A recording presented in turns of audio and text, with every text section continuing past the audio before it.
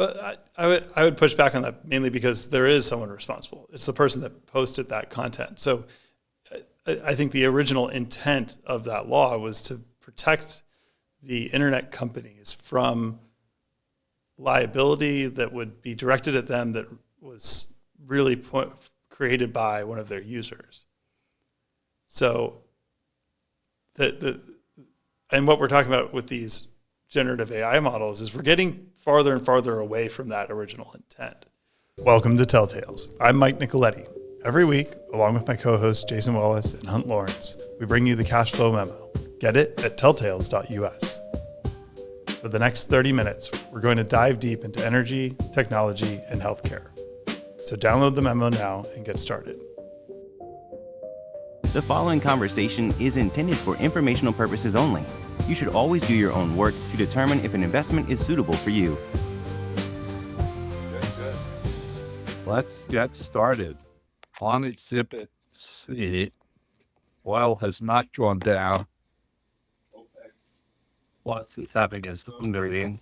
They have a plan to add 180,000 barrels a day per month to phase the oil that they've been curtailing back in. They were supposed to start that July 1, and then it was delayed to October 1, and it was delayed to January 1. I think this meeting is to delay it further into next year.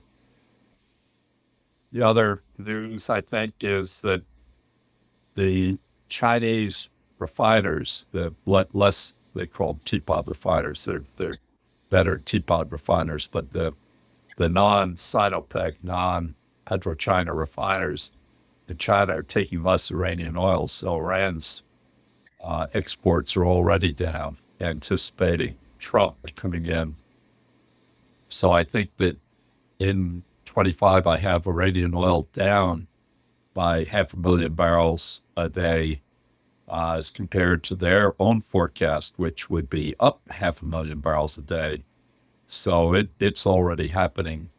I do think there is some chance that the Iranian government will agree with the new Trump administration to give up enriching uranium in return for lifting the sanctions, in which case Iranian oil would go up to their forecast, and that surplus I have at 3 million barrels a day for 25 might start to look more like 24 with 4.4. That would not be good for the price of oil, but we'll see what happens. On natural gas, we finally have some cold weather. The production forecast for this year of 102, the Platts numbers, which show this time last year it was 105 in October, November of 23. It has now worked its way back to 103. Basically, what's happened is Chesapeake, which has been renamed Expand, and EQT are producing, I think they're each curtailing about a B a day in the Marcellus, and I think some of that has found its way back to the market. Ought to be okay as long as LNG feed gas goes up. You can see on Exhibit B, it's flat, 24 versus 23. And power demand continues to go up by 1.5 Bs a day per year.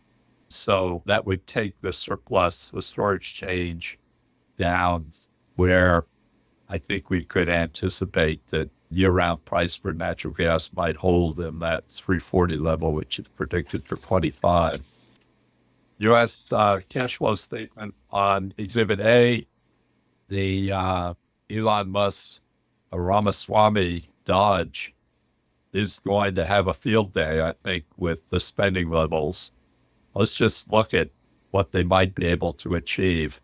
Our revenue in the last fiscal year have projected for the next fiscal year is around $5 trillion. Our spending is around $7 trillion. Musk says they'll find $2 trillion of savings, which is, really quite unlikely.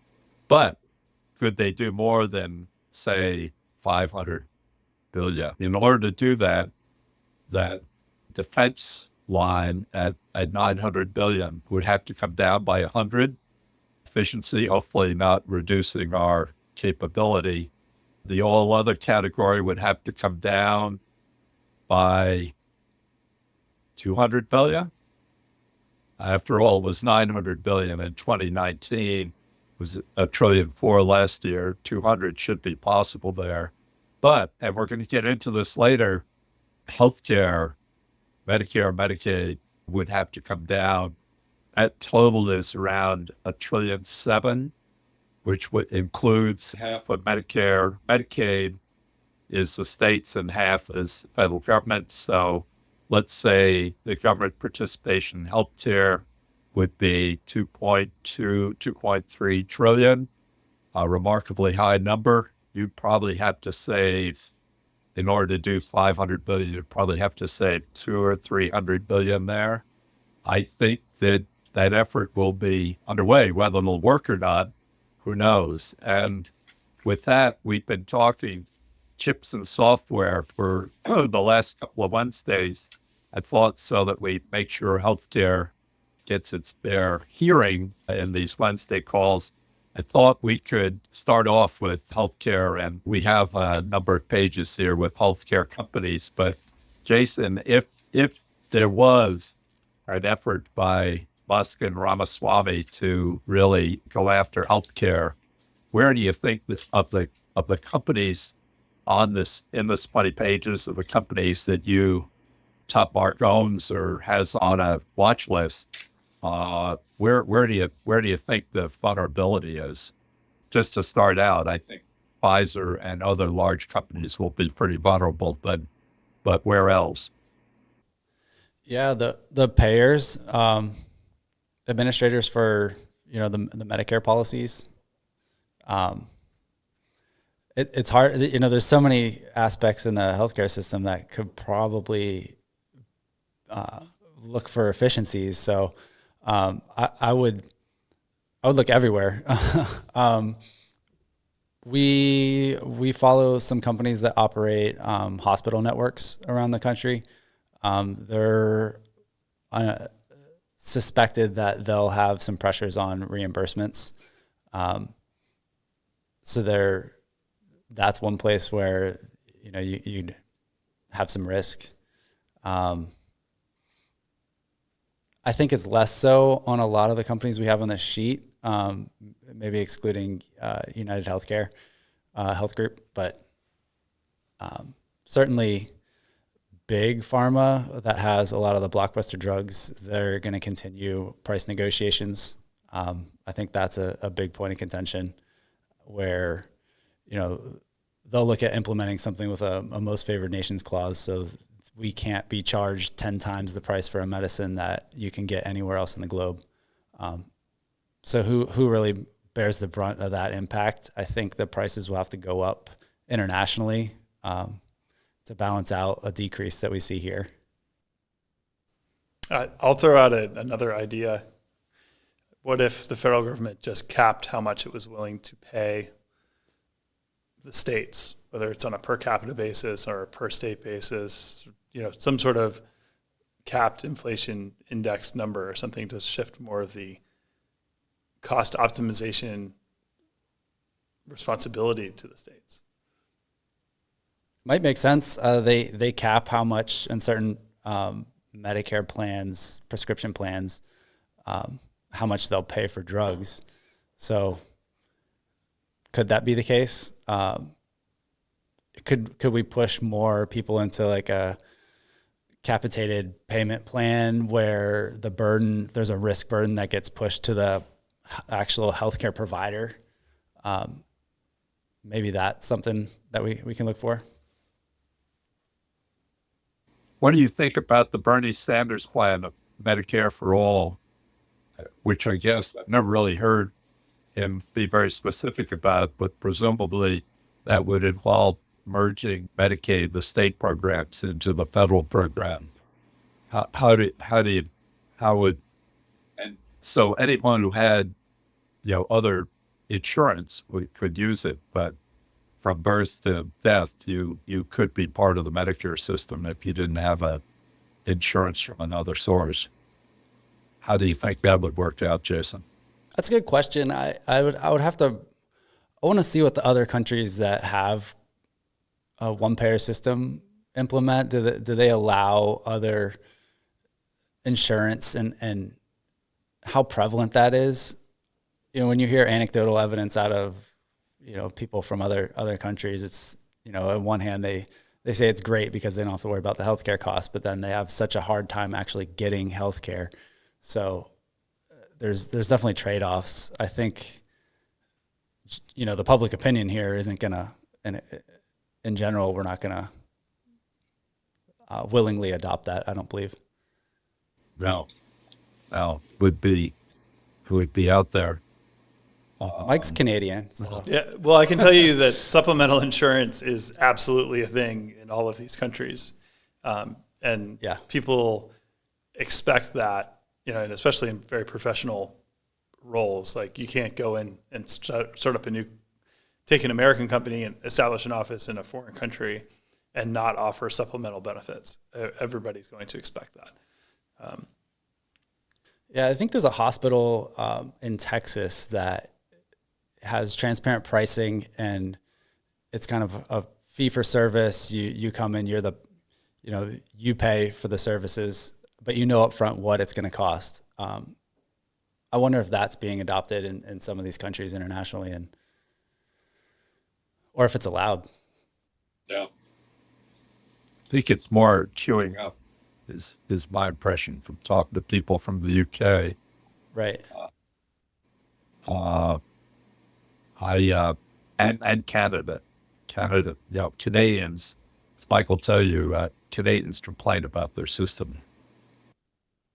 That's kind of there's a thing on Twitter about that. It's like, talk about how great the Canadian system is, but if something happens, you sprain an ankle or whatever, it takes you 40 days to get in to see a doctor, which is obviously longer than it would take to recover from the sprained ankle in 99% of cases. In the U.S., that doctor's visit, this is anecdotal, but it was like $67,000, which is probably ridiculous. But, it's great, but it's really, really expensive here. I think the point is that there's always going to be trade-offs. And if you want to do a Medicare for all system, you have to be comfortable with the fact that we're going to provide less service. Yes. And I think that's okay. But getting the incentives right is really hard to do, as we've seen. We'll see a wider gap between the haves and the have-nots as far as healthcare. Right. Mm-hmm. Right. Good. Unless you have any update on the companies that you guys pay special attention to, like this Vertex and Arrow. Any news with any of those three? Well, yeah, some interesting news out of Harrow is they have, a while back we talked about how we really like how they spin out their new drug development into separate companies that can stand alone and get their own funding. One of those companies released their phase 3 data on a anesthetic that you put on your tongue and it melts and it delivers the drug into the body. And it had really positive results. And this, I don't think, Harrow it's a smaller business. It doesn't have a lot of coverage. I don't think people realize the revenue potential from this company that they have I believe it's a 26% interest in, and they capture the royalty out of the drug. They're expecting it to do $100 million in sales, and Harrow's a $400 or $500 million company. And so it's kind of a big deal for them. But it got, essentially overlooked by the market. Okay, let's take a quick break for a message from Oak Cliff Sailing. Hello, everybody. This is Dawn from Oak Cliff. Once again, I'm outside by the water. This time I brought my Christmas tree because that's coming up. The fundraising season is coming up. But what I really want to do is take a moment and just talk about the thankfulness that I have for everything that Oak Cliff, you as supporters and donors have helped us do. The most important thing, and the thing I am always most thankful for, is the graduates of ours, which is nearing 1,000, and have taken the mission and the messages and the work ethic that Oak Cliff has taught them and gone forth and grabbed opportunities. And it's not just the Americans. Last week I was in Metz in Amsterdam, ran into Seth Cooley at Future Fibers, who's a graduate, doing great. We talked about Solomon Crevens. We emailed him, and he happened to have just been with Jake and Meyer climbing mountains in Utah. So you never know where they're going to go. And as I said, it's not just the Americans, it's also the French, who were prototypes to the Acorns. So caught up with Seb Cole and Benjamin Murrell. So it's an international effort that we're leading here at Oak Cliff, and we truly, truly appreciate your support. We'll be talking about support and donating next week. But for right now, Mike Nicoletti, another graduate, we appreciate you putting this on your podcast, and Hunt Lawrence and the Lawrence family, our thoughts are with you and our gratitude is strong. Thank you very much.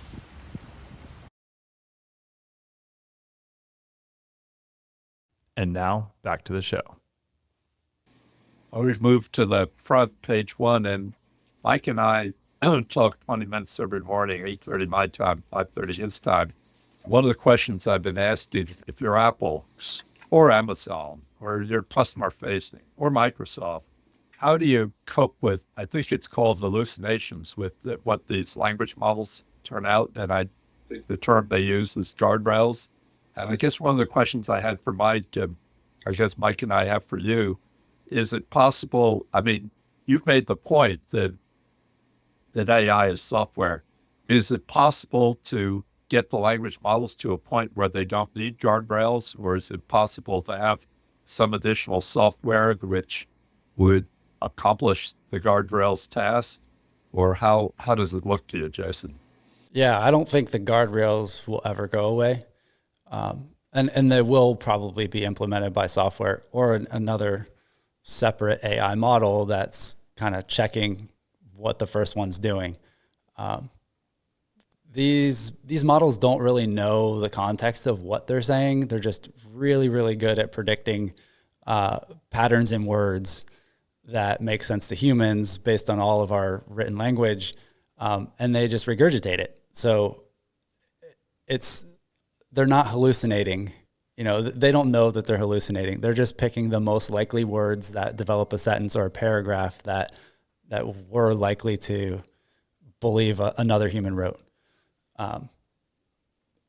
So I think the guardrails won't go away. There's always going to be something that's both checking, like, did that model say something that made sense? And also another one that might say, did the model say something that is factually incorrect?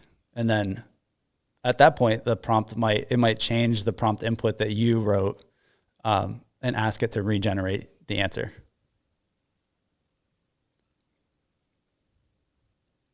But no, I don't think it doesn't know that it's lying. Who's responsible for the wrong answers? And what is it, Mike? Is it Section 230 that protects thuds? That's correct. And the context of Hunt and I's conversation is basically that at what point is what they're doing becoming no longer the intent of Section 230? And Jason does have some views on this, since he and I spoke. So why don't you explain your thinking on it? Yeah, so I think it comes in maybe a couple ways. After you've trained a model on, what is English, how do you read and write English, and develop the structure of our language, and you seed it with all the knowledge of everything that it's pulled in for training, then you do some kind of post-process training on it. So the fine-tuning occurs when you're either giving it specific industry knowledge, or in the case of OpenAI for ChatGPT, humans are reinforcing the answers that it's producing. So they do it a little bit crowdsourced. So sometimes it might present you two answers and you pick the one you like better, but they have a team of people, a large team of people doing this, and it'll produce a number of answers and they rank them. And the goal there is they have to do this so that it produces the ideal content, the ideal type of response that they think their users will want to see. So we've seen like ChatGPT gets very verbose. You don't want a paragraph or 2-paragraph long answer for a simple question. You just want maybe one sentence.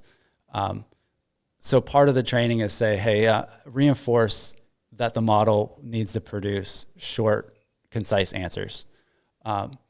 Or also, downrank responses that can be taken as offensive. So you really need the reinforcement learning to produce like a good conversational model. That won't go away, but can you introduce biases as you're doing that reinforcement learning? And you certainly can. So it's going to be really hard to police this, if you will. So it's going to be a definitely gray area. You have to do this to produce a product that people are going to like to use, but at the same time, you're going to introduce the people's biases while you're doing this. Right, and you mentioned an example, Jason, earlier this week or the one before, where a person's name would not show up in, I don't know which model, whether it was Gemini or ChatGPT or whatever. But there's a deplatforming element to this too, potentially. Those are probably easier to address. But the ones that require, that the feedback, if the feedback is based on users, that's nearly impossible to address. But if feedback is based on employees or subcontractors adhering to a script, and if that script is found to have bias that is unpopular for one political party or the other, you can see why people would get extremely upset.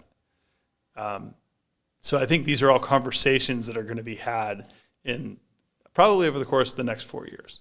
Yeah. The name thing, I suspect, is like a part of the guardrails, or it's likely part of the guardrails. But another thing that happens is preceding the prompts. So before you even get to the prompt for one of these models, there's a canned input that goes in, and it's the first set of instructions that goes to the AI model before you can get to it. And they can be quite lengthy. Sometimes some of these have been leaked out of the company. And it'll mostly it's benign. It's like, don't give incorrect answers, don't disparage the user, these kind of things. But you can also put biases in there. So I'm sure that will be regulated what the prompt seeding is. So, and you can, I don't know if it'll take a page out of healthcare and clinical trials, but you have to have patient questions approved by a board. So maybe these go through some sort of AI regulatory board to get approved before they're put into use. Or they're just made public, right? Yeah. I think that's a lot of this could be easily made less controversial if it was made public. Yeah, I guess the danger if you make it public is people are being very clever of how to subvert the instructions of the models. Well, so that's a good point, and that brings it back to the point that you made to me earlier today, is that we need to get away from this perspective that just because a model spits out something bad, it's the model's fault. Because at the end of the day, it's the user's fault. If you take a car and you drive it to work and you park it and you take good care of it, that's all fine. If you take a car and you run over people with it, is it the car's fault or is it your fault? It's your fault. Yeah, it's your fault today until the car drives itself. Well, yeah, that's a whole. But yeah, that's a good point. Earlier in the year, there was a lot of controversy about what image generation models were producing, either false results or people were able to get very offensive images to be produced by these models. And a lot of the blame at the time went towards, Google, in this case, Google's model, that it shouldn't be allowed to generate these images. Well, I think all that blame lays on the person writing the prompt to create this image. They asked for what they got. And then they're the ones that have to publicize it. They posted it on Twitter. They shared it somewhere, wrote an article about it. They could have taken that image and thrown it away. But they're the ones that decided to create it and post it publicly. What about Section 230? Shouldn't there be some responsibility for content appearing on a website and or training, providing these language models? I mean, why isn't someone as responsible as, say, a newspaper or a magazine or a, TV documentary?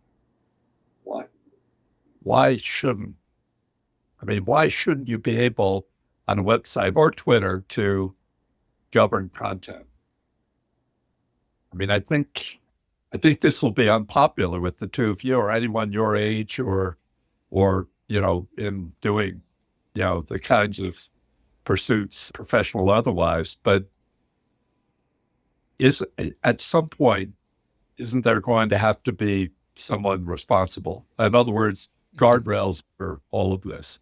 Well, I would push back on that mainly because there is someone responsible. It's the person that posted that content. So I think the original intent of that law was to protect the internet companies from liability that would be directed at them that was really created by one of their users. So and what we're talking about with these generative AI models is we're getting farther and farther away from that original intent.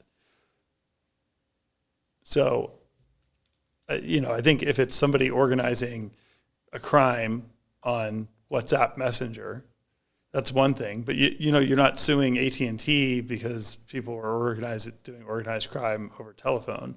You're not suing Motorola because criminals are using two-way radios to communicate with each other. You can come up with all these reasons why it's just impractical to place the blame there. But these companies have gotten so big that they're an easy target.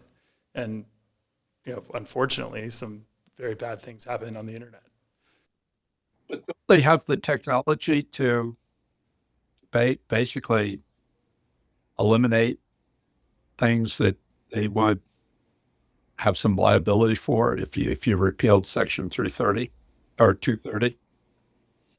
Yeah, yes, they would be forced to be extremely careful about what was able to be posted, and I think people would still figure out how to get around it because that. Of course they would, but it might not be as available, to the extent that people are using. Well, and the other side of the problem is that those same powers, which they do exist and are being used at Facebook and others, have been used for political purposes as well. So, it's a pushback against free speech. That's part of it too. So I think it's really complicated, and it'd be really bad for internet companies in general if they had to take on the liability of their users. It seems like a lose-lose equation. So on one hand, you want to allow free speech. Then the other hand, you're asking a private company to perform the essentially censorship of some of that speech, whether it's hate speech or whatever it happens to be. But then you're putting that power into the hands of a private company, and the blame that goes with what their actions are. It's a tough challenge, and also I think part of it too is journalism is changing. A lot of media now is more driven by trying to get viewers. It's more entertainment than informational. It has a bend to it because certain demographics of users want to hear that, both ways politically. And a lot of the younger generation is getting their news from social media, and that might not always be from a traditional media channel. So where is the line for who qualifies as a journalist? I would say some journalists don't qualify as journalists, but then some people that are just on the ground posting about actions they're seeing, in their town, are performing the role of journalists. And vice versa. There's plenty of examples of people that are doing quote unquote independent journalism that are just awful. Oh yeah. But both you ways. know, part of it is, as a populace, as people, we have to be able to make decisions as to who we listen to and who we don't. So maybe all of those rules governing the traditional news media were actually pretty garbage, and basically all they did was lead to the consolidation of news sources, which maybe created more problems than good, and ultimately led to a completely alternative path for delivering and consuming news. So if you just get rid of all the regulations, then maybe you're better off. It's my libertarian speaking. Yeah, no, I'm sympathetic. I just, I'm raising this issue because it seems to me the technology for someone to manage Facebook, WhatsApp, TikTok, Twitter is there, could be done. And as one of you pointed out, or both of you pointed out, was done in the 2020 election. I mean, Facebook, the founder and CEO has admitted they did it. Yeah. And we know Twitter did it too. And yep. So the technology is there. Then the question is, you know, do you do it? You know, what kind of a standard? I mean, you shouldn't be allowed to do it to favor, you know, one viewpoint over another. It should have some objectivity to it. so this is a good point, because a lot of times when I talk about stuff like this, I'll say, oh, well, they should change the rule on this. And if I'm talking about it with my wife, Kellen, who's a lawyer, she'll very quickly snap back and say, no, there's already laws on the books for this. And the reality is all of these websites have terms of service where they state what you can and cannot use the service for. And they do have these guardrails built in to prevent a lot of this stuff. In some cases, some of those communication protocols, like Apple's iMessage, for example, I believe, correct me if I'm wrong here, Jason, is encrypted end to end. So Apple can't even figure out what you're saying in your text messages. Right. So with those types of services, there's just no way to know what the people are communicating about. I think WhatsApp is similar. But these ones where, you know, Facebook, Twitter, whatever, you're broadcasting to a large audience, there certainly are terms of service which can be violated and are monitored automatically. Yeah, fair point. Fair point. Well, we promise next week to be more into cash flow and less into libertarian philosophy. And in the meantime, we'll be on next Wednesday. I was thinking about it today. I'm not sure Mike and Jason and Hunt are going to do Christmas Day. So there will be some days towards the end of the year where we will not, on a Wednesday, be doing the podcast. So one of the things we'll have to do in the next few weeks is whatever thoughts or whatnot we have at 24 year end, we'll have to do them in the next few weeks because we'll miss the last 2 Wednesdays of the year. Take care, everyone. Be well and stay healthy. Bye-bye. The views expressed on this podcast are the host alone and do not constitute an offer to sell or a recommendation to purchase or a solicitation of an offer to buy any security nor a recommendation for any investment product or service. While certain information contained herein has been obtained from sources believed to be reliable, neither the host nor any of their employers or their affiliates have independently verified this information, and its accuracy and completeness cannot be guaranteed. Accordingly, no representation or warranty, expressed or implied, is made as to, and no reliance should be placed on, the fairness, accuracy, timeliness, or completeness of this information. The host and all employers and their affiliated persons assume no liability for this information and no obligation to update the information or analysis contained herein in the future, and may or may not hold positions in the securities mentioned.